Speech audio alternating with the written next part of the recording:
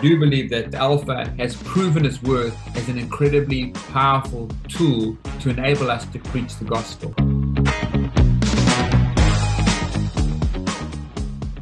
First Alpha course I was involved with was in 1998. Actually, I invited some people from my office. I work for a large international accounting firm, full of professionals and people that, very fancy in war suits and ties and all those sorts of things.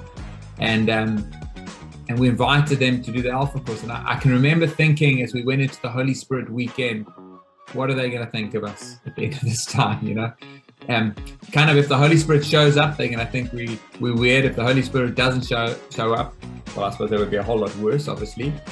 But he always shows up, and he showed up that weekend as well. And I think part of what God is calling us to and reminding us about is that he wants us to take risks with him. When I think about the resources, the Alpha course, the marriage course, and the parenting course, and the whole suite of courses that we're looking at over these 2 days, I'm really excited about how these resources have been released to the worldwide church with no strings attached. I love that they are high quality in different languages with an international feel for free. That's it. Being from the north of England, that bit being free is very important, can I tell you? I love that these resources are designed to build community and train new people up in discipleship and leadership and are centered on Jesus. I love that they are welcoming and trans-denominational or denominational.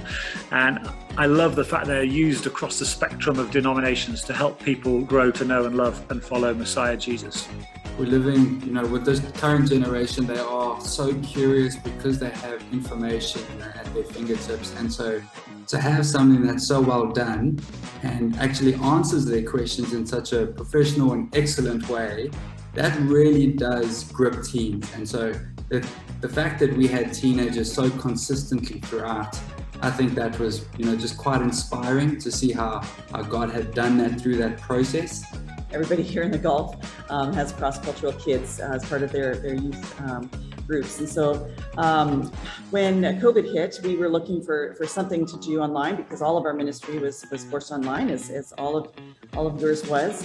And I started thinking about Alpha. I had no experience with it, but my daughters had done it in person when we were in Canada. I really think that the Youth Alpha program is the most engaging and welcoming youth program that I've ever taken, especially to non-believers, because it creates a comfortable space for them to ask questions about Christianity and about what we think, and it even leads to other conversations even after youth group that may lead to even some people accepting Christ into their lives.